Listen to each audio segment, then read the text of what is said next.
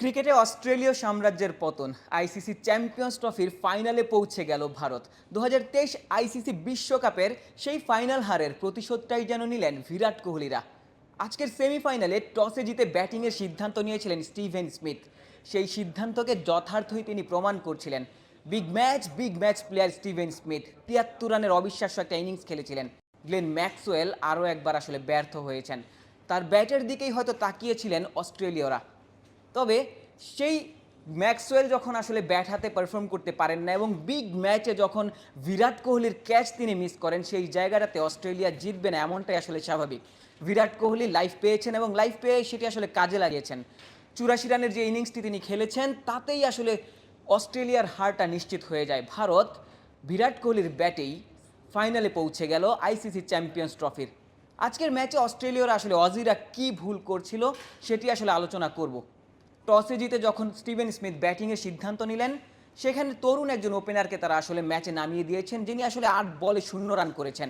Steven Smith দুর্দান্ত একটা innings খেললেন। তাদের মিডল অর্ডার ব্যাটাররা কিন্তু সেই ইনিংসটাকে যথার্থ প্রমাণ করতে পারেননি। মিডল অর্ডারের ব্যর্থতায় অস্ট্রেলিয়ার ইনিংসটা আসলে খুব একটা লম্বা হয়নি।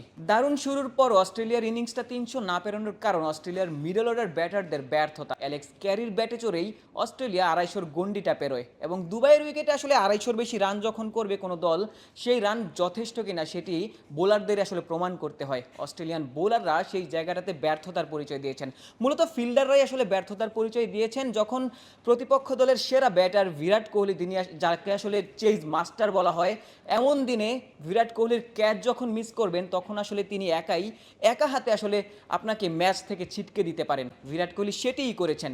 আরও একটা দুর্দান্ত ইনিংস, তিনি 84 রানের ইনিংসটা খেলেছেন এবং ভারতকে অস্ট্রেলিয়ার বিপক্ষে জয়টা এনে দিয়েছেন। শেষ দিকে রাহুলের কথা বলতে হয়, হার্দিক পান্ডিয়ার কথা বলতে হয়।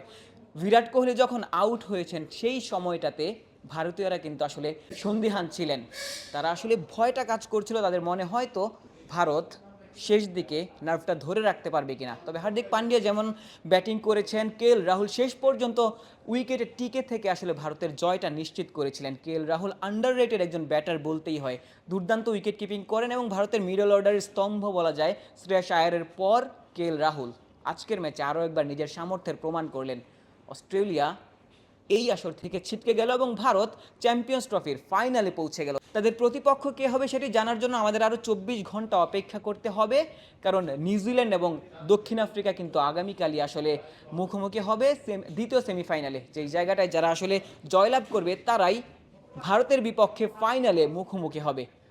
আইসিসি চ্যাম্পিয়ন্স ট্রফির চ্যাম্পিয়ন কিন্তু এই ভারত। 2013 সালে মহেন্দ্র সিং ধোনির নেতৃত্বে সেই চ্যাম্পিয়নশিপের মর্যাদাটা তারা আসলে দেখাতে পেরেছিল এবং সেটি আসলে আরও একবার ভারত দেখাতে পারবে কিনা, চ্যাম্পিয়ন্স ট্রফিতে চ্যাম্পিয়ন হতে পারবে কিনা, সেটি সময়ই বলে দেবে।